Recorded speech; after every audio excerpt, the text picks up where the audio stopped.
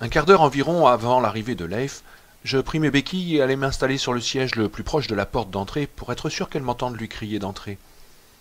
Puis je repris le journal que j'étais en train de lire, le Keystone de Libertyville, qui faisait ses gros titres de ce qui était arrivé à Will Darnell, avec à la pluie des photos étranges et effrayantes de sa maison. Le côté faisant face à la rue avait été purement et simplement démoli. Il n'y avait pas d'autre mot. Le gros titre principal disait « Un membre supposé de la pègre trouve la mort dans des circonstances très étranges ». Ce n'est qu'en page 3 qu'on trouvait l'autre nouvelle, écrasée par la stature de membre supposé de la pègre de Darnell, résumée en une seule colonne sous un petit titre « Un employé d'une station-service tué la veille de Noël par un automobiliste qui a pris la fuite ». Le bref article se terminait sur une déclaration du chef de la police de la ville, émettant l'hypothèse que le chauffard devait être ivre ou défoncé. Ni lui ni la rédaction du journal ne faisaient le moindre rapprochement entre ces deux morts qu'avait séparé une distance de 15 bons kilomètres et une tempête de neige qui avait arrêté toute la circulation dans l'Ohio et la partie occidentale de la Pennsylvanie.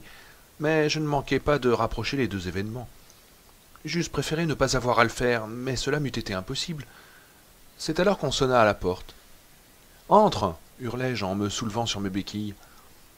La porte s'ouvrit et Leif passa la tête par l'entrebâillement. « Denis ? Oui, je suis là. Entre !» Elle entra, magnifique avec son pantalon bleu foncé et son anorak de ski rouge vif, dont elle fit tomber la capuche bordée de fourrure. « Oh, rassieds-toi, me dit-elle en ouvrant son anorak. « Je t'en prie, rassieds-toi. Tu as l'air d'un échassier avec ces trucs sous les bras. Comment ça va ?»« Oh, ça se recoue.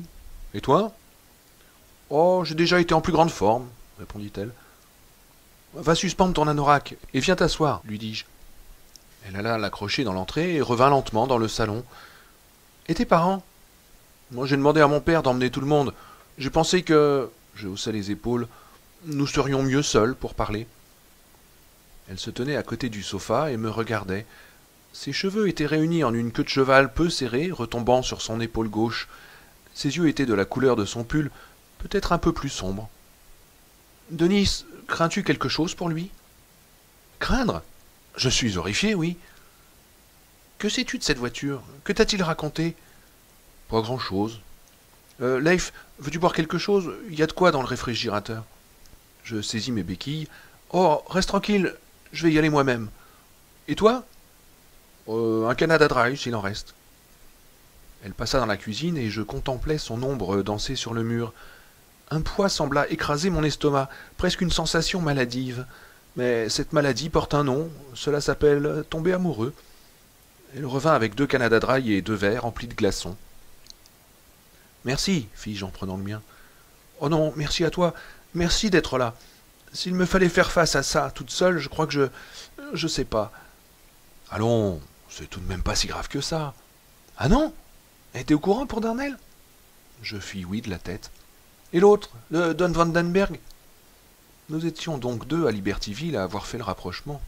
« Ouais, j'ai vu l'annonce. Mais dis-moi, Leif, qu'est-ce qui te tracasse à propos de Christine ?» Pendant un long moment, je me demandais si elle allait répondre, si elle était en mesure de répondre même. Je la voyais se débattre, regardant son verre qu'elle tenait à 2 mains. Finalement, d'une voix très basse, elle dit « Je crois qu'elle a tenté de me tuer. » Je ne sais pas ce à quoi je m'étais attendu, mais pas à cela. « Que veux-tu dire ?» Elle me raconta ce qui s'était passé, d'abord de manière hésitante, puis rapidement, comme si tout venait en même temps. Elle se caressait le haut des bras avec les mains, comme si elle avait froid malgré son pull, et plus elle m'en racontait, plus j'avais peur. Elle finit son récit en me disant comment, à mesure qu'elle perdait conscience, le tableau de bord lumineux avait paru se changer en 2 yeux qui la regardaient. Elle rit nerveusement, comme pour chasser le maléfice que renfermait une absurdité aussi patente, mais cela ne me fit pas rire. Elle m'expliqua enfin qu'elle avait lancé un ultimatum à Arnie. C'était elle ou la voiture.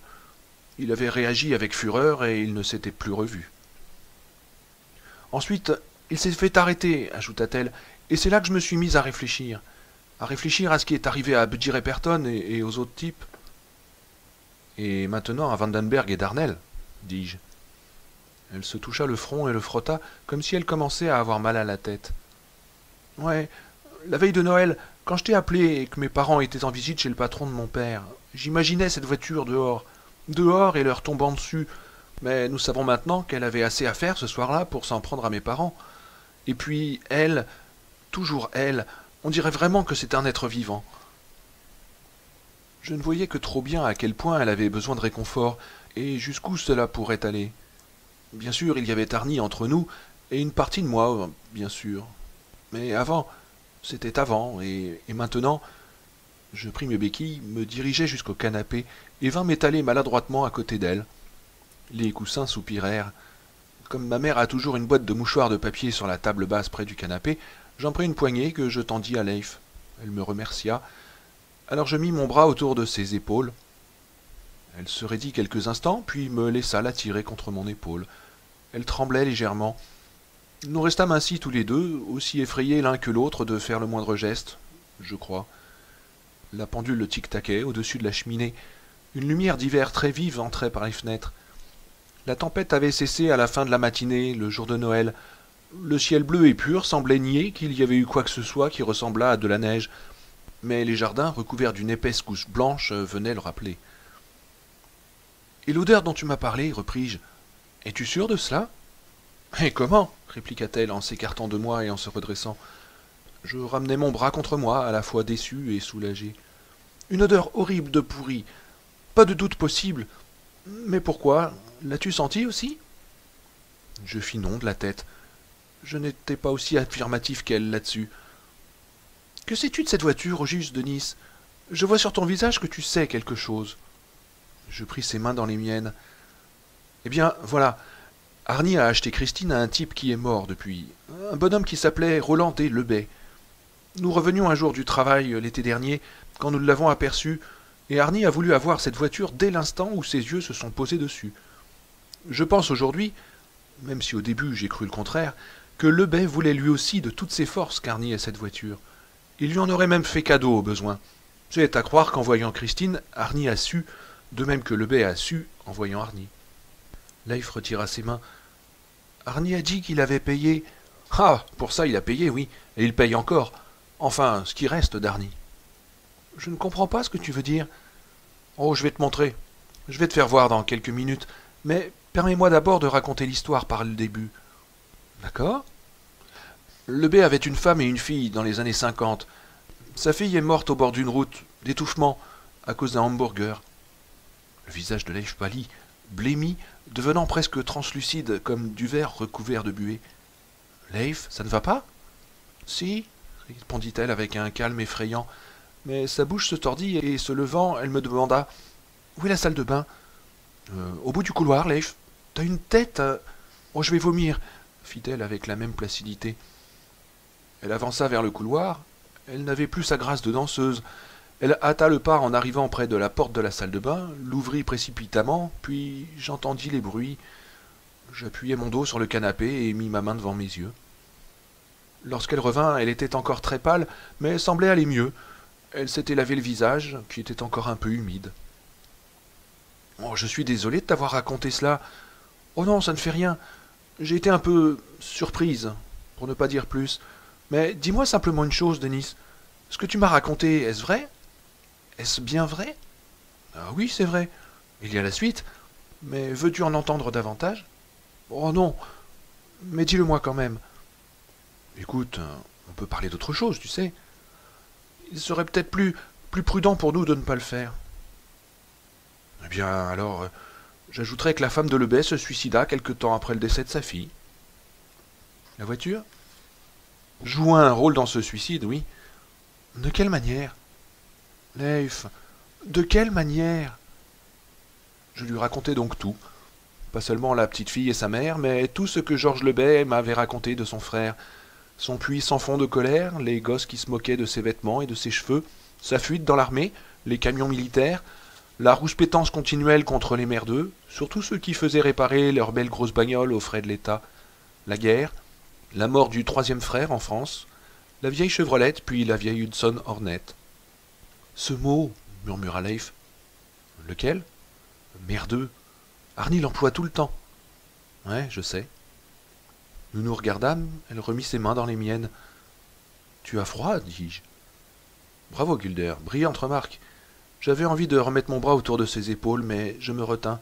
Je redoutais d'accomplir ce geste. Arnie était encore trop présent. Son frère a-t-il dit autre chose demanda Leif. Non, rien. Pourtant quelque chose d'autre me revint, comme une bulle d'air crevant à la surface de l'eau. Il était en rage et obsédé, mais ce n'était pas un monstre, m'avait dit aussi Georges Lebey. Du moins, je ne crois pas que c'en était un. Il avait semblé sur le point d'ajouter quelque chose, puis, se rendant compte qu'il se confiait à un inconnu, s'était tu. Qu'avait-il voulu dire d'autre? Soudain, une idée vraiment monstrueuse me vint. Je la repoussai aussitôt. Je me rendis compte que Leif m'observait attentivement. Avait-elle pu voir sur mon visage ce que je pensais? As-tu l'adresse de Georges Lebey me demanda-t-elle. Oh non, mais je pense que le secrétariat de Libertyville de l'American Legion doit l'avoir, puisqu'ils ont pris contact avec lui pour l'enterrement de son frère. Pourquoi? Leif secoua la tête et ne me répondit pas. Elle ajouta. Tu as dit que tu me montrerais quelque chose. Qu'est-ce que c'est? Je ne pouvais plus reculer. Monte dans ma chambre, deuxième porte à gauche. Cherche dans le troisième tiroir de mon armoire. Il faudra que tu fouilles sous mes slips, mais ils ne mordent pas. Elle sourit légèrement. Et sur quoi vais-je tomber? Arnie? De la cam? Non, sur la signature d'Arnie, immortalisée sur un morceau de plâtre. Sa signature? Oui, et son double.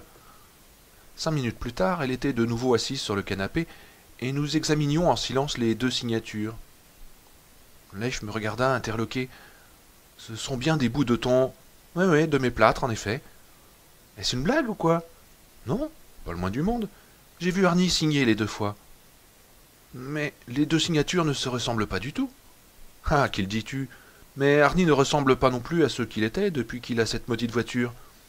Je désignai d'un doigt la signature de gauche. Ce n'est pas sa signature. Je connais Arnie depuis toujours. J'ai vu ses devoirs, je l'ai vu signer des reçus. Ce n'est pas sa signature. À droite, oui, mais ça, non. Et soudain, n'y tenant plus, je mis mes mains sur ses épaules et l'embrassai. Je crus qu'elle allait me repousser, mais elle me rendit mon baiser.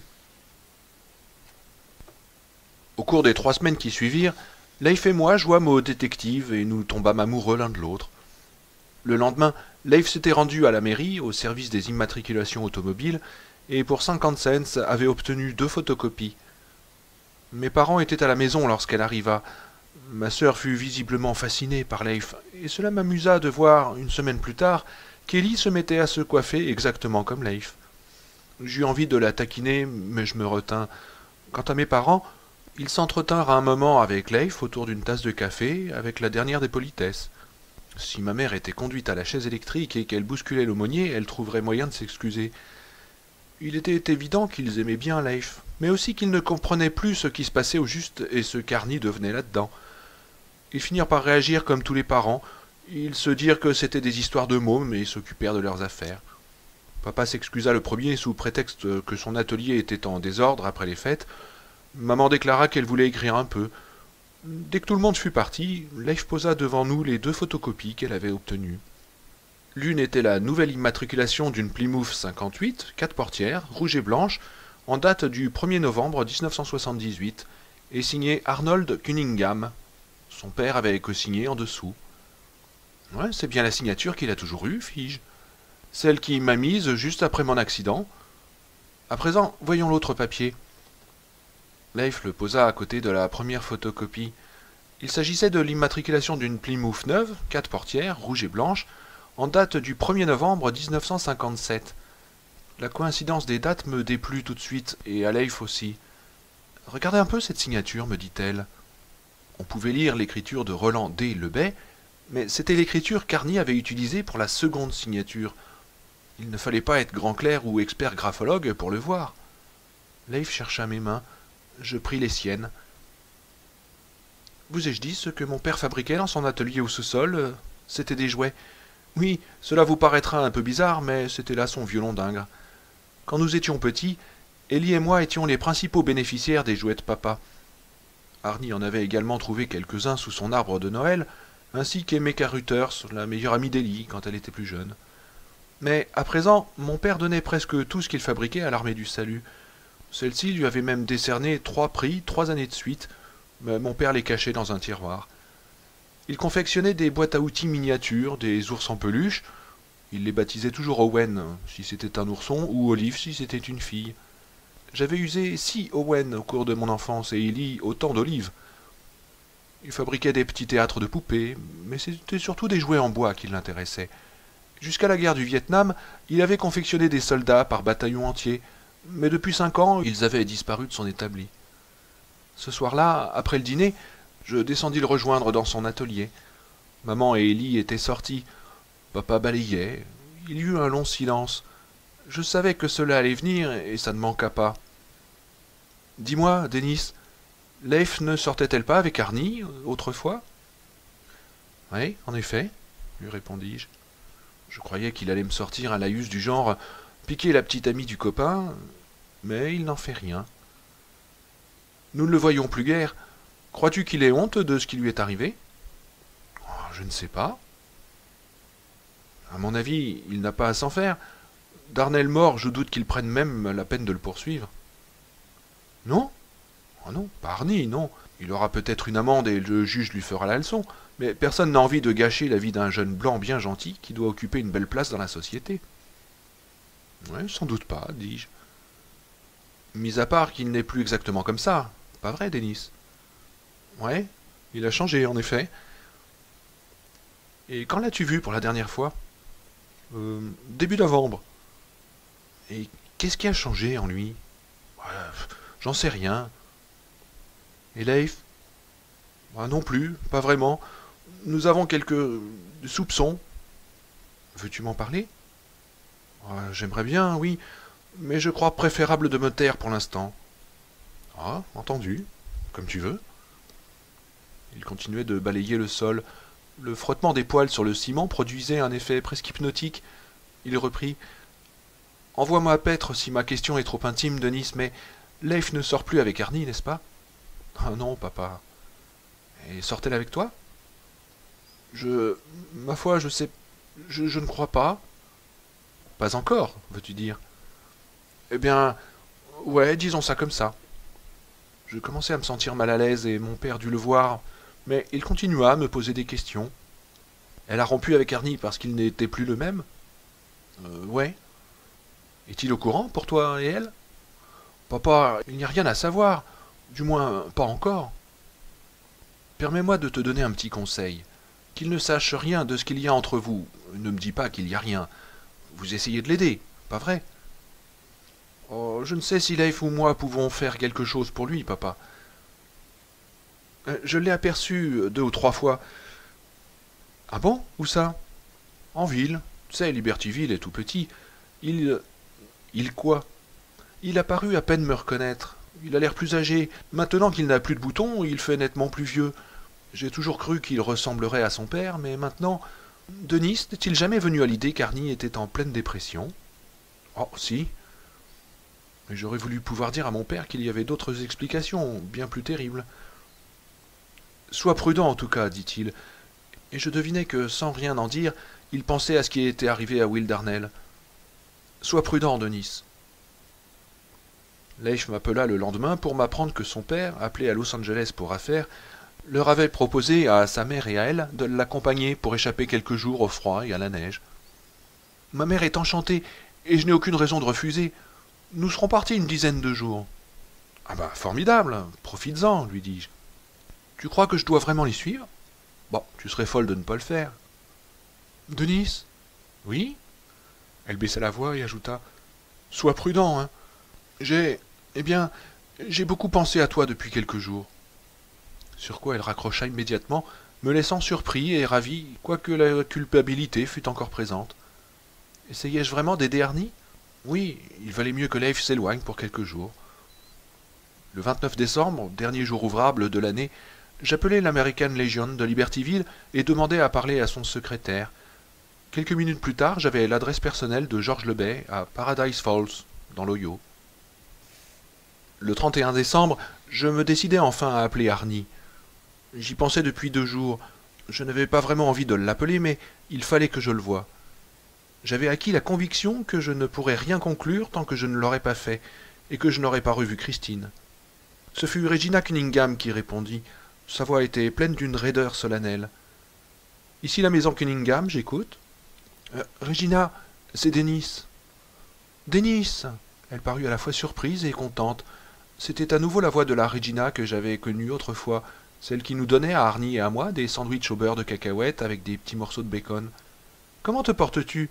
Nous avons appris que tu avais quitté l'hôpital. Oh, je vais bien. Et vous? Ah, tu sais comment ça s'est passé pour nous. Je suis au courant des problèmes que vous avez eus, oui. Tous les problèmes que nous n'avons pas eus pendant des années. Je suppose qu'ils étaient dans un petit coin, en attendant de nous tomber tous dessus. Je me raclais la gorge sans rien ajouter. Tu voulais parler à Arnie? S'il est là, oui. Un nouveau silence assez bref, puis Regina reprit. Je me rappelle qu'avant, lui et toi aviez pour habitude de passer la nuit de la Saint-Sylvestre ensemble, chez l'un ou chez l'autre. Est-ce pour cela que tu appelais, Denis? Sa voix était presque timide. Ce n'était plus du tout la fonceuse que rien n'arrête. Ma foi, oui, des habitudes de gosse, je sais, mais...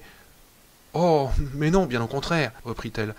Si Arnie a jamais eu besoin de toi, Denis, a jamais eu besoin d'un ami, c'est bien maintenant. Il est dans sa chambre. Il dort pour le moment. Il dort beaucoup trop à présent. Et il ne...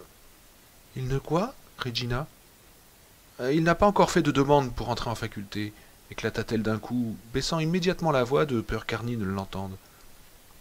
Monsieur Vickers, le conseiller pédagogique, m'a dit qu'il avait d'assez bonnes notes pour entrer dans n'importe quelle université du pays. Du moins, il aurait pu, avant ses problèmes. Parle-lui, Denis. Si vous pouviez passer cette soirée ensemble, pour boire quelques bières et parler. Je n'aimais pas l'ancienne Regina, dominatrice et autoritaire, qui semblait régenter la vie de son fils et de son mari, d'après son emploi du temps à elle, mais j'aimais encore moins cette femme égarée et la larme à l'œil. Regina, voyons, ressaisissez-vous. Mais j'ai peur de lui parler, reprit-elle. Michael aussi. Arnie semble exploser si on aborde certains sujets. Je t'en prie, Denis, parle-lui. Il y eut un autre silence, puis elle s'ouvrit enfin et ajouta d'un ton presque banal. Je crois que nous sommes en train de le perdre complètement. Non, Regina, vous... Attends, je vais le chercher, dit-elle brusquement en reposant l'appareil. L'attente se prolongea. Je résistais à l'envie furieuse de raccrocher et d'envoyer balader toutes ces salades. Enfin, une voix prudente fit « Allô ?» Immédiatement, une certitude m'envahit. Ce n'est pas Arnie. « Arnie ?» dis-je. « Ah, ça m'a tout l'air d'être Denis Gilder, la bouche qui marche comme un homme. » Cette voix-ci, c'était bien celle d'Arnie. Et pourtant, elle n'avait pas tellement changé. Elle semblait plutôt s'être enrouée, comme s'il avait trop longtemps crié. Les faits étaient des plus étranges. J'avais l'impression de parler à un inconnu qui imitait assez bien mon ami Arnie. « Surveille ton langage, Cornio, dis-je en souriant, mais en sentant que mes mains se glaçaient. « Sais-tu que ta figure et mes fesses se ressemblent curieusement ?» reprit-il. « Oh, j'ai remarqué la ressemblance, en effet, mais j'ai plutôt eu l'impression que c'était dans l'autre sens. » Nous avions échangé nos politesses. Un silence tomba entre nous. Je repris. « Alors, qu'est-ce que tu fais ce soir ?»« Oh, pas grand-chose. J'ai rien de prévu. Et toi ?»« Tu parles. Je tiens une telle forme que je pourrais danser toute la nuit. Tu peux m'accompagner et tenir mes béquilles pendant que je gigote sur la piste ?» Arnie rit. « J'ai pensé venir chez toi, repris-je. Nous pourrions peut-être enterrer l'ancienne année comme autrefois, tu sais ?»« Ouais ?» s'écria-t-il. Il semblait heureux de cette perspective, mais ce n'était pas tout à fait l'Arnie que je connaissais. On regardera ensemble les émissions débiles à la télé, c'est la meilleure idée qu'on puisse avoir. Et soudain, je fis un rapprochement hideux et inattendu. C'est la meilleure odeur que je connaisse, sauf que c'est celle de la minette, qui me fit crisper les doigts de manière quasi convulsive sur le téléphone. Je faillis crier. Ce n'était pas à Arnie que j'étais en train de parler, mais à Roland Delebet, et je parlais à un mort. « Comment viendrais-tu, Denis? Peux-tu conduire ?»« Oh non, pas encore. Je pensais demander à mon père de m'amener. » Je restai un instant silencieux, puis pris mon courage à deux mains et ajoutai « Oh, j'ai pensé aussi que tu pourrais me ramener, si tu as récupéré ta voiture. »« Oh, excellente idée. Parfait, Denis, on va se marrer, comme avant. »« Oui, fis-je. » Puis j'ajoutai sans réfléchir « Je jure que ça m'est sorti automatiquement de la bouche, comme quand on s'occupait des véhicules, à l'armée. »« Ouais, voilà, répliqua Arnie en riant. Très bien. À ce soir, Denis. »« D'accord. » Je raccrochai et me mis aussitôt à trembler comme une feuille. Un peu plus tard, je voulus mettre en doute ce que j'avais entendu ou me persuader qu'Arnie avait compris de travers ma réflexion.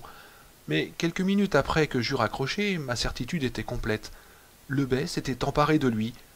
En quelque sorte, qu'il fût mort ou vif, le bey était en lui. Et le bey était en train de prendre toutes les commandes. La nuit du Nouvel An était froide mais claire comme le cristal. Mon père me conduisit chez les Cunningham à 7h15 et m'aida à marcher jusqu'à la porte de derrière de leur maison. Christine était stationnée devant. Elle n'avait pu quitter le garage d'Arnel, après avoir été photographiée sous tous les angles comme tous les autres véhicules, que depuis quelques jours. Rien que de la regarder me donna mal à la tête. Je ne voulais à aucun prix monter dans cette voiture, ni ce soir, ni jamais. Je ne voulais qu'une seule chose, ma bonne vieille Duster, avec mon stupide autocollant sur la vitre arrière, voiture du QG de la mafia. La lampe qui éclairait l'arrière de la maison s'alluma et nous vîmes la silhouette d'Arnie se détacher sur la partie vitrée de la porte. Il ne ressemblait même pas à Arnie. Ses épaules étaient plus basses, ses mouvements semblaient plus las. Je me dis que j'imaginais des choses et que mes soupçons influençaient mon jugement, mais je savais que c'était vrai. Arnie ouvrit la porte et apparut, vêtu d'une vieille liquette et d'un blue jean. « Denis, salut vieux pote. »« Salut Arnie. »« Bonsoir, monsieur Gilder. »« Bonsoir Arnie, ça roule, répondit mon père. Bah, vous savez, pas très fort, non? Mais tout ça va changer, répondit Arnie. 1er janvier, on prend les bonnes résolutions. Fini les anciennes conneries, on passe aux nouvelles. Pas vrai? Sans doute, oui, fit mon père, visiblement intrigué. Denis, tu ne veux vraiment pas que je vienne te chercher? Oh, que si je voulais, plus que tout. Mais Arnie, tout en souriant, m'observait d'un regard froid et attentif. Non, Arnie me ramènera. Enfin, si sa vieille pétoire veut bien. Oh, fais attention à la manière dont tu parles de ma voiture. Elle est très sensible. Vraiment? Lui demandai-je. Et comment? Répondit Arnie en souriant. Je tournai la tête et lançai. Oh, désolé, Christine. Ah, j'aime mieux ça, dit-il. Un long moment, aucun de nous trois ne trouva quoi que ce soit à ajouter. J'eus un moment de panique. Il fallait bien que quelqu'un dise quelque chose. Bien, j'y vais, fit enfin mon père. Vous deux, les jeunes, ne vous saoulez pas. Sinon, appelez-moi. Entendu, Arnie? Oh, vous n'avez pas à vous en faire, monsieur Gilder.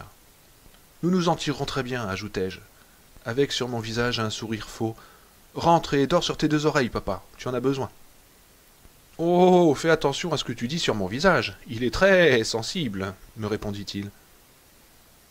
Je fis tomber la neige au bout de mes béquilles avant d'entrer dans la cuisine carrelée des Cunningham. 2 ou 3 gamelles que j'avais failli ramasser m'avaient appris que sur des surfaces pareilles, des béquilles mouillées glissent comme des patins à glace. Tu t'en tires drôlement bien avec ces bâtons, dit Arnie en me regardant avancer. Il sortit un paquet de cigarillos de la poche de sa chemise et s'en colla un dans le bec, l'allumant, la tête penchée de côté. C'est un don que je perdrai avec joie, lui répondis-je. Depuis quand tu t'es mis au cigare? Oh, c'est chez Darnel, mais je n'en fume pas devant ma mère, l'odeur la rend folle. Arnie ne fumait pas comme un jeune qui apprend à tirer sur le cigare, mais comme un homme qui fume depuis 20 ans. Je vais faire du pop-corn, t'en es? Ouais, certainement. T'as de la bière? Affirmatif. 6 canettes au frigo et 12 d'avance à la cave. Ah, super. Et où sont tes vieux? Oh, une fête chez les Fazenbach. Mais quand enlève-t-on ce dernier plâtre? Fin janvier, peut-être, si j'ai de la chance. Arnie, versant de l'huile dans une grande poêle, rit en secouant la tête. Sacré Denis, t'as subi un sacré choc, mais c'est pas pour ça que t'as été ébranlé, pas vrai, vieux merdeux? Ah, ce n'est pas le nombre de visites que tu m'as rendues qui aurait pu m'aider à me remettre, en revanche. Tu oublies le jour où l'on s'en est mis plein la panse ensemble. Qu'est-ce que t'aurais voulu? Que je me saigne, pour toi? Je haussai les épaules. Arnie soupira. Sans blague, Denis, je me dis souvent que tu m'as quand même porté un peu de chance. Oh, fais pas chier, du con, lui répondis-je. Mais non, c'est vrai. J'ai pris un sacré bouillon depuis le jour où tu t'es cassé les pattes, et j'y suis encore. Je m'étonne de ne pas être aussi rouge qu'un homard ébouillanté. Il rit de bon cœur, mais ce n'était pas le rire qu'on aurait pu attendre d'un môme dans les emmerdes. C'était celui d'un homme qui se marre formidablement. Il versa le pop-corn dans l'huile, mit un couvercle, alla au réfrigérateur, sortit le pack de 6 canettes qu'il posa devant moi, en ouvrit 2, m'en donna une et leva celle qu'il tenait à la main. Portons un toast. Mort aux merdeux du monde entier en 1979. Je baissai ma bière.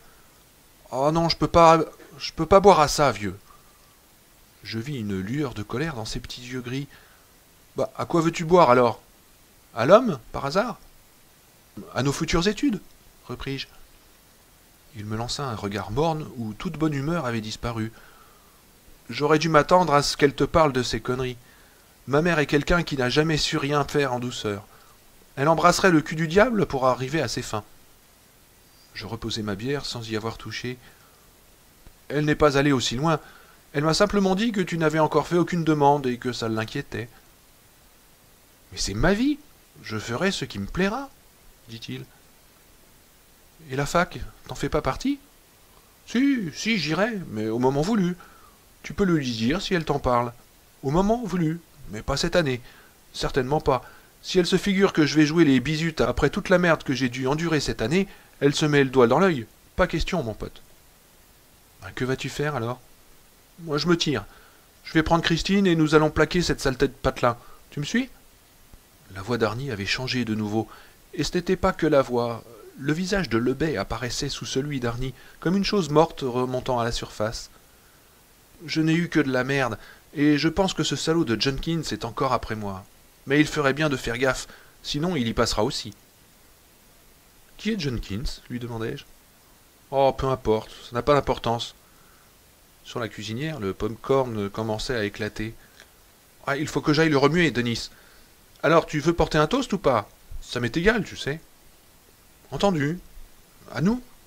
Il sourit et ma tension diminua quelque peu. À nous, c'est ça. Très bien, Denis. À nous. La bière était encore quelque chose d'assez nouveau pour moi, et je n'avais avalé que 2 ou 3 gorgées qu'Arnie finissait déjà sa première canette et l'envoyait balader dans la poubelle. Passe-moi une autre, veux-tu? me demanda-t-il. Tant pis, si Arnie était vraiment trop beurré, je pourrais toujours appeler mon père. S'il buvait, Arnie dirait peut-être certaines choses qu'il n'eût jamais dites normalement. Cependant, la bière ne semblait pas lui faire quoi que ce soit. Il mit le pop-corn enfin prêt dans un grand bol de plastique, ajouta une noix de margarine et beaucoup de sel, puis dit « Passons au salon et regardons un coup de téloche, ça te va ?» « Parfait, » répondis-je.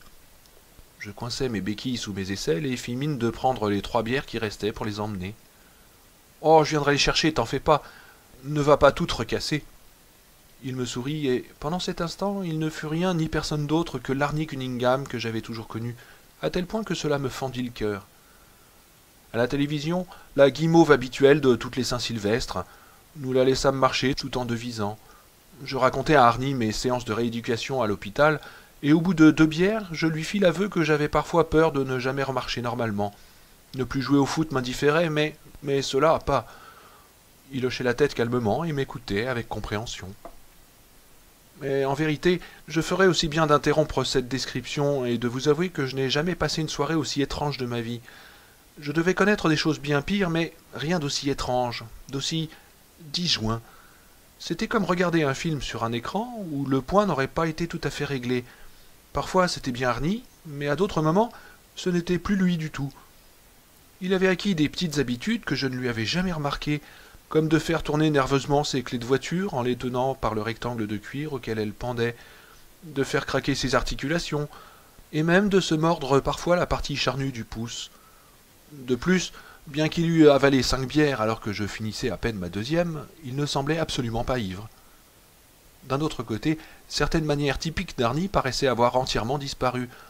La façon dont il tirait sur le lobe d'une de ses oreilles à petits coups nerveux pendant qu'il parlait, dont il étirait soudain ses longues jambes et croisait brièvement les talons, ou dont il exprimait son amusement en sifflant à travers ses lèvres plutôt qu'en riant ouvertement. Il le fit bien une fois ou deux, mais le plus souvent, il poussait des séries de gloussements aigus qui m'évoquaient Lebet. L'émission que nous regardions distraitement se termina à 11 heures, et Arnie chercha une autre chaîne. Il finit par tomber sur une soirée dansante dans un hôtel new-yorkais, avec en alternance la salle de bal et des vues sur Times Square où une foule était déjà réunie. « Tu ne vas donc pas à la fac l'an prochain ?» repris-je. « Non. Christine et moi, on va se tirer en Californie tout de suite après la fin de l'année scolaire. À nous la côte. »« Et tes parents sont au courant ?»« Oh, tu parles, non. Et ne va pas leur raconter, surtout. Ce serait le bouquet. »« Mais que feras-tu là-bas ?» Il haussa les épaules. « Je chercherai du boulot dans la réparation des bagnoles. Je vaux bien n'importe qui dans cette branche. » Puis Arnie ajouta quelque chose qui me laissa comme 2 ronds de flanc. « J'espère convaincre Leif de partir avec moi. » J'avalai ma bière de travers et me mis à tousser, m'éclaboussant le pantalon. Arnie me donna 2 coups secs sur le dos et fit « Ça va ?»« Oui, ça va. C'est parti dans le mauvais tuyau. Arnie, si tu crois qu'elle peut venir avec toi, tu rêves. Elle remplit en ce moment même ses demandes d'admission. Elle en a un paquet gros comme ça chez elle, mon pote. Elle prend ça très au sérieux. » Ses paupières se serrèrent et je me rendis compte avec horreur que j'en avais dit plus long que je ne devais. « Comment se fait-il que tu saches tout ça à propos de ma petite amie ?» J'eus l'impression de me retrouver dans un champ de mine. « Elle ne parle que de ça, Arnie. Quand elle s'y met, on ne peut plus la faire taire. »« Ah bah charmant, reprit-il. Tu n'es pas en train de prendre ma place des fois, hein, Denis? Tu ne ferais pas une chose pareille ?» Je mentis effrontément. « Oh non, c'est affreux ce que tu dis là. »« Comment sais-tu si long sur ce qu'elle fait ? » ?»« Je la rencontre ici ou là, on parle de toi. »« Elle parle de moi ? » ?»« Ouais, un peu. Elle m'a dit que vous vous étiez disputé à cause de Christine. » C'était ce qu'il fallait dire. Il se détendit. « Oh, rien de grave. Un petit accrochage. Mais elle reviendra. Et puis il y a de bonnes facs en Californie si elle veut poursuivre ses études. Nous allons nous marier, Denis. Avoir des gosses et tout le tremblement. » Je fis de mon mieux pour rester aussi impassible qu'un joueur de poker. « C'est déjà arrangé entre vous ?» Il éclata de rire. « Oh non, pas encore, mais c'est pour bientôt. Je l'aime, et rien ne va venir s'interposer. Qu'a-t-elle dit à propos de Christine ?»« Nouvelle mine sous mes pieds. Qu'elle ne l'aimait pas. Je pensais qu'elle devait être légèrement jalouse. » Bien joué, de nouveau. Arnie se détendit complètement. « Ah ça, c'est sûr. Moi, ça lui passera, Denis. Le vrai amour n'est pas un sentier sans embûches. Elle reviendra. Ne t'en fais pas pour ça. Si tu la rencontres encore, dis-lui que je vais l'appeler, oui, ou lui parler à la rentrée. » Sur le petit écran, la foule de Times Square était maintenant énorme. Il était plus de 11h30. L'année poussait ses derniers râles. « Regarde tous ces merdeux, » dit Arnie en montrant la télévision. Puis il descendit à la cave chercher un autre pack de bière. Ah, sacré bon sang, je venais de l'échapper belle. Et c'est ainsi que nous enterrâmes l'ancienne année et vîmes naître la nouvelle. Nous portâmes un toast à 1979, puis nous parlâmes de choses et d'autres, des différentes équipes de foot. Enfin, je pris mon courage à deux mains et lui posai une des questions que j'évitais depuis le début de la soirée. « Arnie, qu'est-il arrivé à Darnell, d'après toi ?» Il me regarda la télévision où des couples new-yorkais dansaient avec des confettis dans les cheveux, avala une gorgée de bière et me répondit « Les gens avec qui il travaillait l'ont fait taire avant qu'il n'en dise trop. Voilà ce qui lui est arrivé, d'après moi. » Les gens avec qui il travaillait ? Oui, il disait toujours que le groupe du Midi était mauvais, mais que les Colombiens étaient encore pires. Qui sont les Colombiens ? Arnie eut un rire cynique. Les cow-boys de la cocaïne, ce sont eux les Colombiens. Oui, ils prétendaient qu'ils te butent si tu regardes de travers une de leurs femmes, et des fois si tu la regardes correctement. Oui, ce sont peut-être les Colombiens qui lui ont fait la peau. Ça leur ressemblerait. Mais tu transportais de la coco pour Darnell ? Il haussa les épaules. Je transportais des trucs pour Will.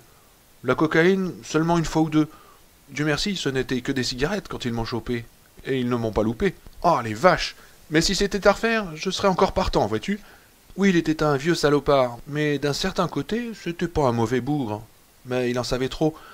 C'est ce qui l'a perdu. Et tôt ou tard, il aurait dit quelque chose. Probablement les Colombiens. Ils sont marteaux. Oh, excuse-moi, mais je ne te suis pas très bien. C'est la théorie des dominos. Enfin, c'est ce que j'ai cru comprendre. Il y avait un certain Henry Buck qui devait me donner. Ensuite, je devais donner Will.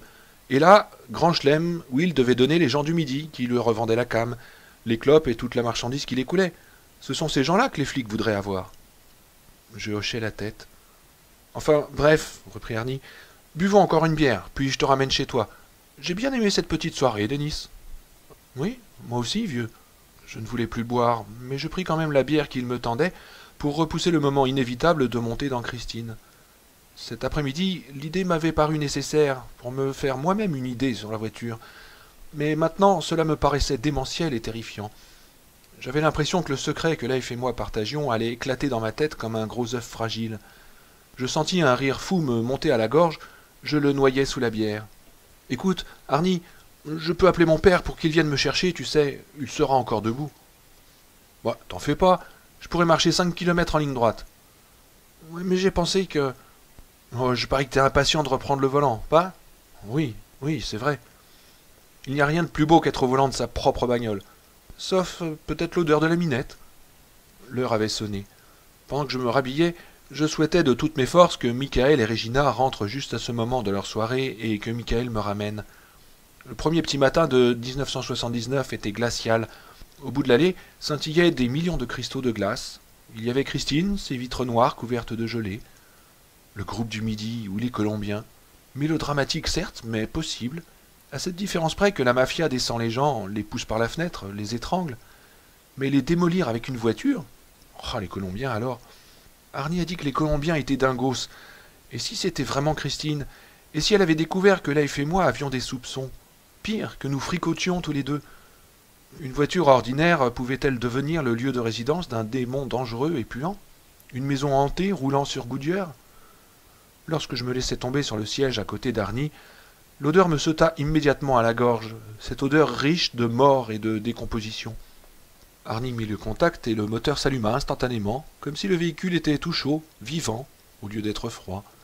Je ne sais comment vous raconter ce retour, ce trajet de 5 kilomètres qui ne peut avoir duré plus de 10 ou 12 minutes sans en passer pour un malade mental. Mais je ne dispose d'aucun moyen pour séparer le réel de l'imaginaire, l'objectif du subjectif, la vérité de l'horrible hallucination. Je suis au moins sûr d'une chose, ce n'était pas de l'ivresse. La légère griserie qu'aurait pu me laisser la bière s'évapora dès que commença cette excursion chez les damnés. Ce n'était pas Arnie qui conduisait, mais Lebet, cadavre puant la tombe, squelette à demi rongé, chair spongieuse, bouton de sa veste rouillé. Des vers de terre sortaient de son col, un bourdonnement sortait de nulle part, ce n'était pas un court-circuit dans le moteur, mais probablement des mouches dans sa cage thoracique. Il y avait aussi d'autres passagers dans la voiture. Levant les yeux vers le rétroviseur, j'aperçus un mannequin de cire, une femme qui me fixait du regard. Ses cheveux étaient coupés à la page, dans le style des années 50. Ses joues semblaient avoir été outrageusement maquillées. Je me souvins que l'empoisonnement par oxyde de carbone donne une illusion de vie et de couleur. Puis je vis dans le miroir une petite fille, dont le visage noircissait sous l'effet de l'étouffement, et dont les yeux allaient éclater. Je fermai les paupières, et quand je les rouvris, c'étaient Buddy Repperton et Richie Trelawney. Du sang avait formé en séchant une croûte sur la bouche, le menton, le cou et la chemise de Buddy. Richie n'était qu'une carcasse roussie, mais ses yeux étaient vivants et remuaient. Lentement, Buddy tendit le bras. Il tenait une bouteille de Texas Driver dans sa main carbonisée. Je refermai les paupières. Ensuite, j'évitai de regarder dans le rétroviseur. Je me rappelle les chansons de rock'n'roll qui passaient dans la radio. John and the Belmonts, Ernie Caddo, The Royal Teens, Bobby Rydell. Oh, Bobby, oh, c'est le pied. Nous sommes contents que tu ailles à une école branchée. Je me rappelle surtout m'être dit que tout cela n'était que dans ma tête, semblable au mirage qui hante la conscience du mangeur d'opium. Je ressemblais à un individu qui est salement défoncé et qui essaye de tenir une conversation avec un autre individu qui est à jeun. Car Arnie et moi parlions pendant tout ce temps. Je m'en souviens, mais pas de quoi nous parlions. Je faisais les réponses, je gardais une voix normale, je renvoyais la balle. Les 10 ou 12 minutes parurent des heures. Je vous ai dit qu'il était impossible d'être objectif à propos de ce trajet en voiture. S'il y eut une suite logique, elle m'échappe. Ce trajet dans la nuit froide et noire fut un trajet sur le boulevard central de l'enfer. Je ne me rappelle pas tout ce qui se passa, mais je me rappelle davantage que je ne voudrais. Une kermesse démentielle où tous les monstres sont vrais.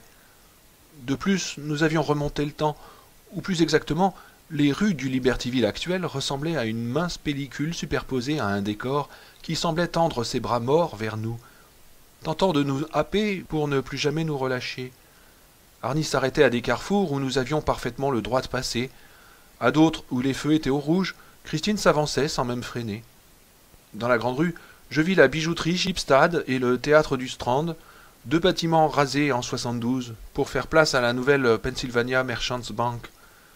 Les voitures garées le long des trottoirs, groupées ici et là devant les maisons où l'on festoyait, semblaient toutes être des modèles d'avant 1960, ou plus exactement d'avant 1958.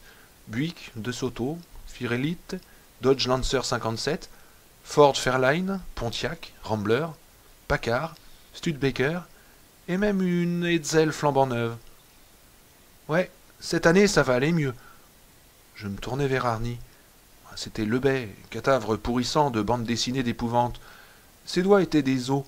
Son pantalon était presque plat sur le siège, comme s'il n'y avait dedans que des manches de balai. Tu crois?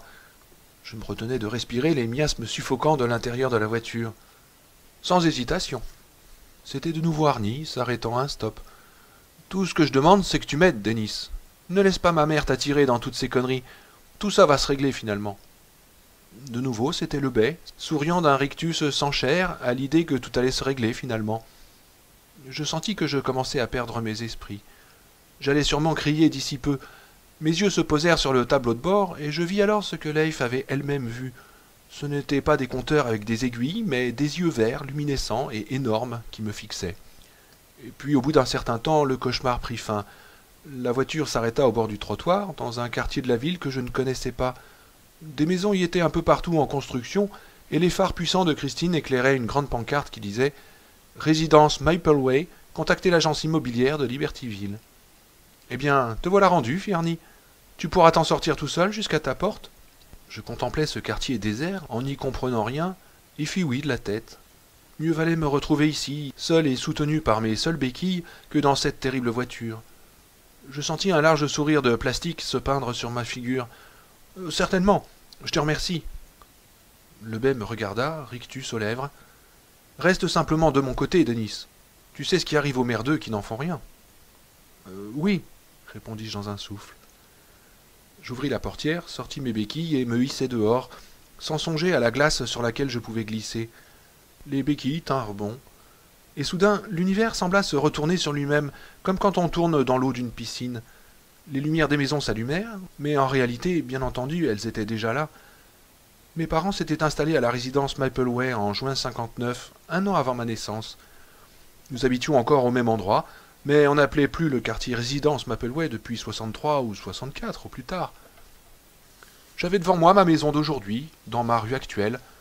Je me retournais vers la voiture, prêt à revoir encore une fois le Bay, chauffeur de taxi infernal avec sa cargaison nocturne de défunts décomposés. Mais ce ne fut qu'Arnie, Arnie trop pâle et trop seul, Arnie avec une dernière canette de bière calée entre les cuisses. « Bonne nuit, vieux. »« Bonne nuit, lui répondis-je. Sois prudent sur le chemin du retour. » Je claquai la portière. Mon épouvante avait fait place à un chagrin profond. C'était comme s'il avait été enterré vivant. Je regardais Christine s'éloigner du bord du trottoir. Je m'en détachai les yeux que lorsqu'elle eut tourné au coin de la rue. Puis je me dirigeai vers la maison.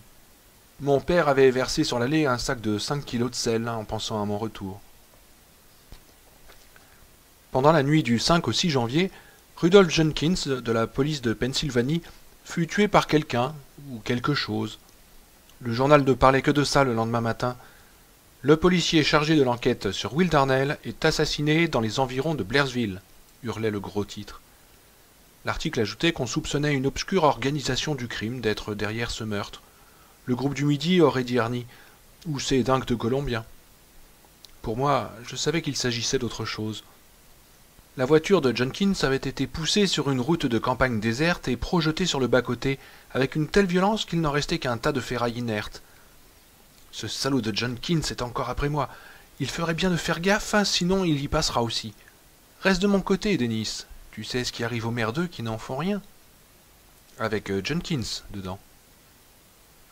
7 morts maintenant, formant un cercle mortel autour d'Arnie Cunningham et de Christine. La police ne pouvait pas ne pas le voir. Même un aveugle aurait repéré l'enchaînement et on ne peut plus explicite des faits. Bien entendu, la police n'a pas pour habitude de raconter tout ce qu'elle sait aux journaux. Mais tout me disait qu'elle n'avait pas l'intention de faire le lien entre Arnie et ce nouveau meurtre. Il était blanc.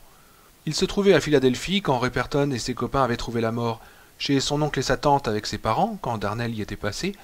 Il avait sûrement un nouvel alibi en béton armé pour la mort de Jenkins. 7 morts. Non, il fallait que ça cesse. Ne serait-ce que parce que tuer finit par devenir une habitude.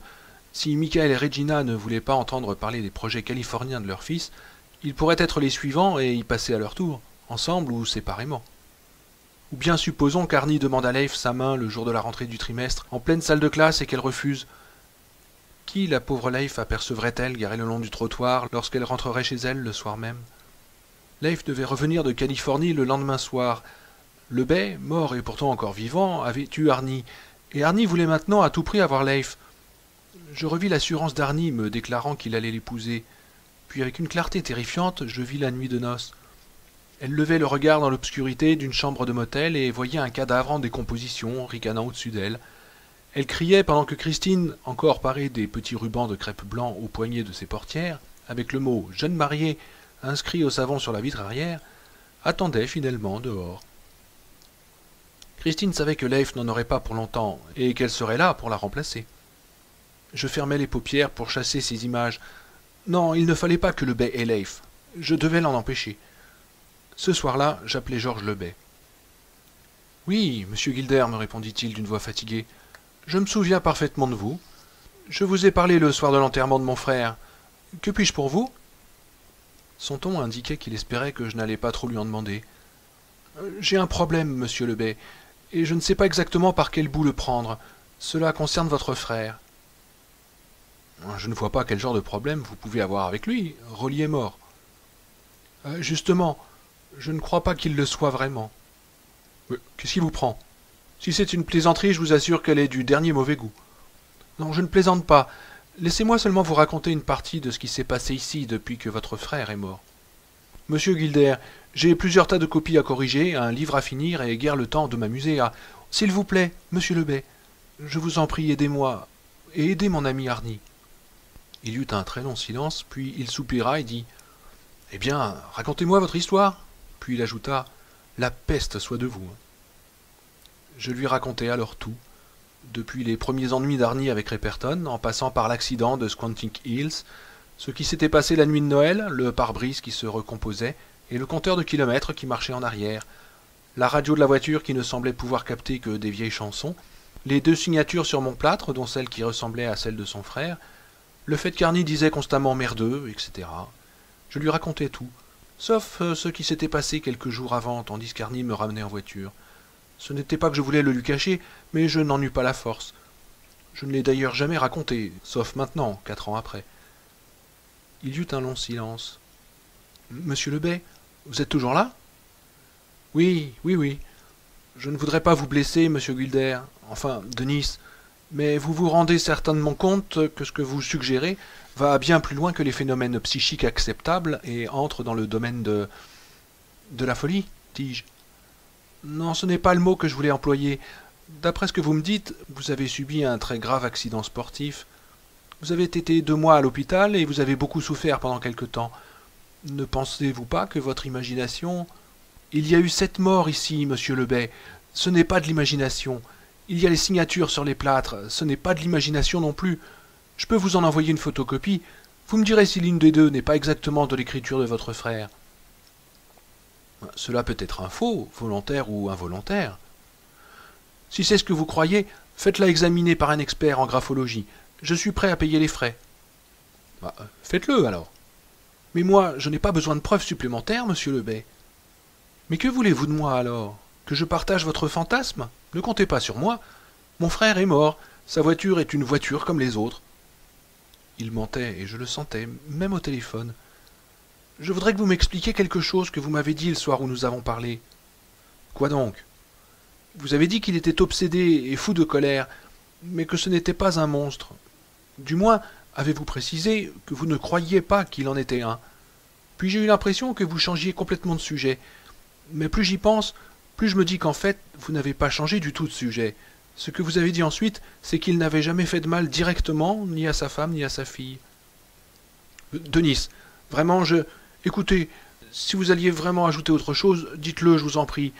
Dites-le moi maintenant. Ce n'est pas plus facile pour moi que pour vous. Arny fait une fixation sur une fille qui s'appelle Leif Cabot, mais je ne crois pas que ce soit vraiment Arny. Je crois que c'est votre frère mort. Alors maintenant, parlez-moi, je vous en supplie. Il soupira. Vous parlez. Remuer ces vieilles histoires, ces vieux soupçons, ce serait comme secouer un monstre qui dort, Denis. Je vous en prie, je n'en sais rien. Alors dites-moi ce que vous soupçonnez. J'aurais pu lui répondre que le monstre était déjà réveillé, mais il le savait. J'espère que votre conscience est nette et claire, Denis, car vous me demandez de rouvrir les vieilles plaies et de les faire saigner à nouveau. Je vous le demande donc solennellement, êtes-vous vraiment sûr de ce que vous avancez? J'en suis sûr, mais ma cause est juste. Vraiment? Dans le cas contraire, je ne vous aurais pas appelé. Allez-vous me parler, oui ou non, monsieur Lebet? Entendu, mais à personne d'autre. Si vous racontez quoi que ce soit à quelqu'un d'autre, je n'irai en bloc. Bien compris? Oui. Très bien. Lors de notre conversation l'été dernier, Denis, j'ai dit un mensonge à propos de ce qui s'était passé, et un autre au sujet de ce que ma sœur et moi en pensons. Nous nous sommes mentis à nous-mêmes, elle et moi. Sans vous, je crois que nous aurions pu continuer à nous mentir au sujet de cet accident au bord de la route, jusqu'à la fin de nos jours. L'accident de la fille de votre frère? Rita, oui. Quoi, que s'est-il vraiment passé? Laissez-moi d'abord vous raconter autre chose. Quand nous étions petits, il y avait un enfant un peu plus vieux que nous qui avait flanqué 3 ou 4 dérouillés à Rolly.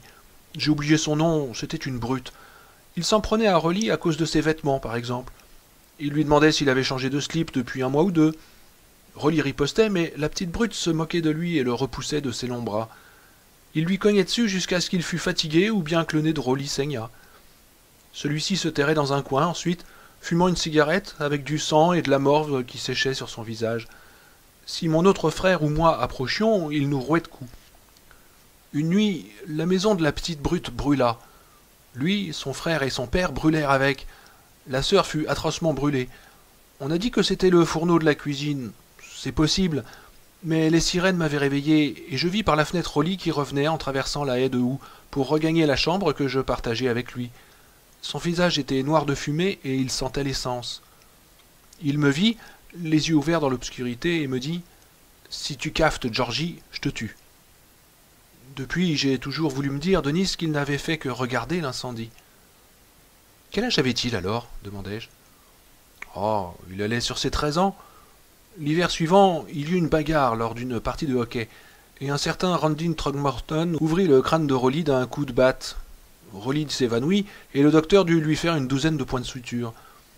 Une semaine plus tard, Randy Throgmorton passa à travers la glace d'un étang et se noya. Il patinait sur une partie délimitée clairement par des pancartes, glace fragile, apparemment. Me dites-vous que votre frère a tué ces gens? Voulez-vous laisser entendre qu'il a tué sa propre fille? Non, pas qu'il l'a tuée, Denis, non, je ne pense pas. Elle est bien morte d'étouffement. Ce que je sous-entends, c'est qu'il l'a peut-être laissée mourir. Mais vous avez dit qu'il l'a tenue la tête en bas, qu'il lui a tapé dans le dos, qu'il a essayé de la faire vomir. Ça, c'est ce que Rolly m'a dit à l'enterrement de sa fille. Et alors? Eh bien, il m'a dit ce jour-là, je l'ai prise par les souliers, j'ai tenté de faire sortir cette saloperie de bout de pain, Georgie, mais il était bel et bien coincé. Or, Véronica a dit le même jour à ma sœur, Rolly l'a prise par les souliers et a tenté de faire sortir ce qui lui coinçait la gorge, mais c'était bel et bien coincé. Exactement la même histoire, les mêmes mots. Vous savez ce à quoi cela m'a fait penser? Non. Cela m'a fait penser au jour où Rolly était rentré la nuit par la fenêtre de notre chambre et m'avait soufflé « Si tu caftes, Georgie, je te tue. » Mais enfin, je ne vois pas. Plus tard, Véronica a écrit à Marcia une lettre où elle laissait entendre que Rolly n'avait pas vraiment fait tout ce qu'il pouvait pour sauver sa fille. Elle ajoutait qu'à la fin, il l'avait remise dans la voiture pour qu'elle ne soit pas au soleil, aurait-il dit. Mais Véronica pensait que Rolly voulait en fait qu'elle meure dans la voiture. Vous voulez dire que votre frère a offert sa fille en guise de sacrifice humain? Il y eut un long silence terrible pendant lequel il réfléchit. Pas consciemment, non, pas plus que je ne laisse entendre qu'il l'a assassinée délibérément. Si vous aviez bien connu mon frère, vous sauriez qu'il était ridicule de le soupçonner de sorcellerie ou de commerce avec le diable. Il ne croyait qu'à ce qu'il voyait et à sa propre volonté. Mais il se peut qu'il ait eu une sorte d'intuition, ou qu'il ait été poussé à faire ce qu'il a fait. Et sa femme? Oh, je ne sais pas. La police a conclu au suicide, bien qu'elle n'ait laissé aucun billet. Ça se peut. Mais la pauvre s'était fait quelques amis en ville, et je me suis souvent demandé si elle ne leur avait pas laissé entendre, comme dans sa lettre à Marcia, que la mort de Rita ne s'était pas passée exactement comme elle et Rolly l'avaient raconté. De toute façon, il n'y a pas de preuves ni dans un sens ni dans l'autre. J'essaye de ne pas penser à tout cela, mais ça m'empêche de dormir. Je réfléchis à ce qu'il venait de dire et à ce qu'il ne disait pas, à ce qu'il fallait lire entre les lignes. Et si Roland Lebet s'était rendu compte d'une manière ou d'une autre, et sans vouloir se l'avouer, qu'il investissait sa Plymouth d'une puissance surnaturelle? Et s'il avait attendu que vienne celui qui devait prendre sa succession, et que maintenant... Ai-je répondu aux questions que vous vous posiez, Denis? Oui, je crois. Et qu'allez-vous faire? Je pense que vous vous en doutez. Détruire la voiture? Je vais essayer, répondis-je en contemplant les béquilles appuyées contre le mur. Ces satanées béquilles. Je l'embrassai. Ses bras entourèrent mon cou. Sa main fraîche pressait doucement ma nuque. Il était parfaitement clair pour moi que cette fois, c'était parti pour de bon entre nous. Et tandis qu'elle écartait son visage de moi, paupières à demi closes, je vis qu'elle ne posait pas non plus de questions sur ce qui était en train de se passer. « Denis !» murmura-t-elle, et je l'embrassai de nouveau. Nos langues se touchèrent. Son baiser devint plus intense. Je compris enfin toute la passion qu'il y avait dans ses pommettes saillantes. Puis elle recula le visage avec un soupir. « N'allons pas plus loin, dit-elle. Nous risquons d'avoir des ennuis pour conduite indécente en public. » Nous étions le 18 janvier, assis dans ma Duster derrière le Kentucky Fried de la ville, où nous avions mangé quelques minutes avant. C'était la première fois que je reprenais le volant depuis mon accident, et rien que cela était un événement. Le matin même, le docteur avait enlevé l'énorme plâtre qui entourait ma jambe gauche, pour le remplacer par une armature orthopédique plus souple. Il m'avait conseillé de ne pas trop me servir de ma jambe, mais j'avais deviné à son ton qu'il était confiant. « Il faut que nous parlions, dit Leif.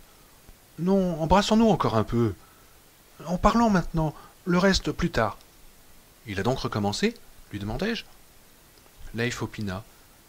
Au cours des 2 semaines écoulées depuis ma conversation téléphonique avec Lebet, qui étaient aussi les 2 premières semaines du 2e trimestre scolaire, Arnie avait tenté un rapprochement avec Leif, avec une intensité qui nous faisait peur à elle comme à moi. Sans aller jusqu'à lui raconter mon épouvantable équipée avec Christine, j'avais confié à Leif les révélations de Georges Lebet, et je lui avais fait comprendre qu'elle ne devait à aucun prix couper brusquement les ponts avec Arnie. Qu'est-ce qu'il voulait aujourd'hui? Que je sorte avec lui ce soir au bowling. Les jours précédents, il avait été question de cinéma, de dîner, de soirées télé chez lui, de séances de travail scolaire. Christine figurait toujours dans ses propositions comme mode de transport. Il commence à l'avoir mauvaise, et moi à être à court d'excuses. Si nous devons faire quelque chose, il faut faire vite. Je hochai la tête. Il fallait détruire Christine. Leif et moi avions d'ailleurs commencé à imaginer des moyens. Leif pensa d'abord à des cocktails Molotov. Nous pétrions de l'essence dans des bouteilles vides, puis nous nous pointerions chez les Cunningham au petit matin, allumerions les mèches et les balancerions à travers les vitres de Christine. « Les mèches? Quelles mèches? demandai-je. Des Tampax feront très bien l'affaire, me répondit-elle. Elle promettait comme terroriste. Et si les vitres sont fermées et les portières aussi? Il y a de grandes chances que ce soit le cas. Tu as des scrupules quant à l'idée de casser les vitres de la voiture d'Arnie, que tu veux par ailleurs faire sauter? Non. Mais qui va s'approcher assez de Christine pour casser les vitres avec un marteau? Toi, Leif? Elle me regarda en se mordant la lèvre inférieure. Je proposai ensuite la dynamite. Leif y réfléchit puis hocha la tête négativement. Pourquoi pas? La dynamite me paraissait apporter la solution finale qui s'imposait. Oh, parce qu'Annie gare sa voiture devant la maison. As-tu envie d'envoyer des éclats dans tout le quartier et de risquer qu'un gosse en reçoive un? Je grimaçai. Et si nous le faisions la nuit? Ce n'est pas totalement sans danger non plus, tu le sais. Je le vois à ton visage. Long silence. Et le concasseur qui se trouve derrière le garage? Même objection que tout à l'heure, lui répondis-je. Qui va la conduire jusque-là? Toi, moi ou Arnie? Nous étions en panne d'idées. C'est peut-être pour cela que notre attention se relâcha. Le moteur de ma Duster tournait doucement pour que le chauffage de la voiture fonctionne et nous parlions, comme 2 gosses qui jouent aux cow-boys et aux indiens, de la manière dont nous allions venir à bout de Christine, si bien que nous ne la vîmes pas s'arrêter juste derrière nous.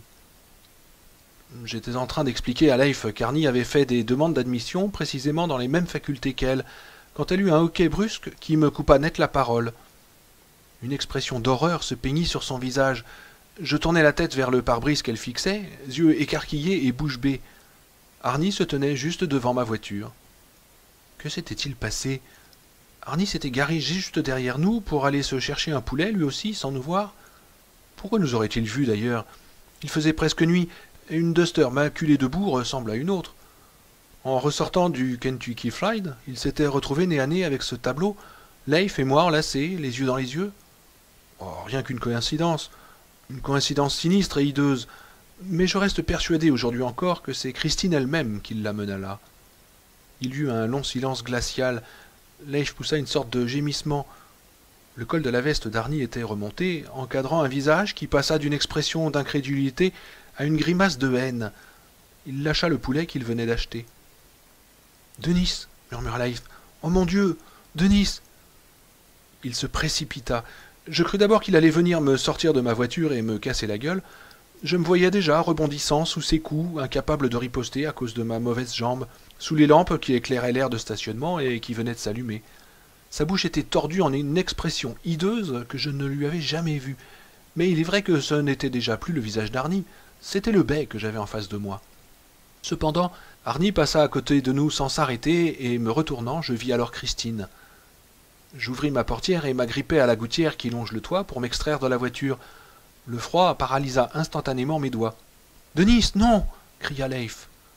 Je fus sur mes pieds juste au moment où Arnie ouvrait violemment la portière de Christine. « Arnie, écoute, vieux !» Il releva la tête d'un coup sec. Ses yeux me foudroyèrent. Un peu de bave coulait même au coin de sa bouche. La calandre de Christine semblait faire une grimace aussi affreuse. Il leva les deux poings et m'en menaça. « Espèce de merdeux !» Sa voix était aiguë et enrouée. « Prends-la, tu la mérites, c'est de la merde cette fille. Vous en êtes tous les deux, vous êtes faits l'un pour l'autre. Allez-y, mais ça ne durera pas longtemps. » Les gens commençaient à se retourner pour voir ce qui se passait. « Arnie, partons, je t'en... » me suppliait Leif dans la voiture. Mais il monta dans sa voiture et claqua la portière. Le moteur de Christine hurla, en même temps que s'allumaient ses puissants phares. Ces aveuglants yeux blancs qui, dans mon rêve, m'épinglaient comme un insecte sur un bout de carton.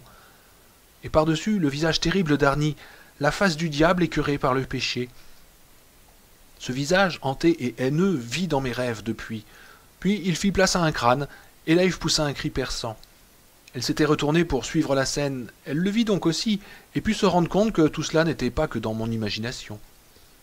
Christine bondit en avant, ses pneus arrière projetant un geyser de neige. Mais elle ne bondit pas sur ma voiture. Elle bondit sur moi. Et je pense qu'Arnie voulait me moudre littéralement entre sa voiture et la mienne. Ce fut ma patte gauche, dans sa faiblesse, qui me sauva, car elle céda sous moi et je retombai dans la Duster, me cognant la hanche droite contre le volant, poussant sur le klaxon. Une bouffée d'air froid me gifla le visage lorsque l'aile rouge de Christine passa à moins d'1 mètre de moi. Elle fonça sur la sortie du parking de l'auberge et fila sur la route en accélérant toujours, l'arrière chassant. Leif pleurait. Je m'aidais de mes deux mains pour faire rentrer ma jambe gauche entièrement dans la voiture, claquai la portière et l'enlaçai. À tâtons, elle m'entoura de ses bras, puis me serra très fort, paniquée. Ce n'était pas... Chut, Leif, n'y pense plus. Ce n'était pas Arnie qui conduisait, c'était un mort, un mort. Oui, c'était le bec, fis-je. Maintenant que c'était arrivé, je ressentais une sorte de calme irréel, au lieu des tremblements nerveux que j'aurais normalement eus. C'était lui, Leif. Tu viens de rencontrer Roland des Lebet. Elle pleura encore de peur, de choc et d'horreur, agrippée à moi. Ma jambe gauche me faisait mal, mais j'étais heureux d'avoir Leif avec moi.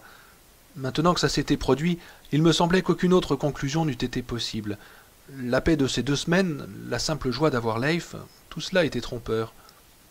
Elle leva vers moi ses joues mouillées. « Et maintenant, Denis, que faisons-nous » ? « Maintenant, nous frappons le dernier coup. »« Comment ? Que veux-tu dire ?»« Il a besoin d'un alibi. Il faut que nous soyons prêts le jour où il s'éloignera. Chez Darnel, je vais lui tendre un piège là, pour en finir. »« Denis, de quoi parles-tu ? Il faut qu'il quitte la ville comme les autres fois pour avoir un alibi, comprends-tu ? C'est à ce moment-là que nous frapperons. »« Mais comment, Denis ? Comment allons-nous nous y prendre ?» J'avais enfin une idée.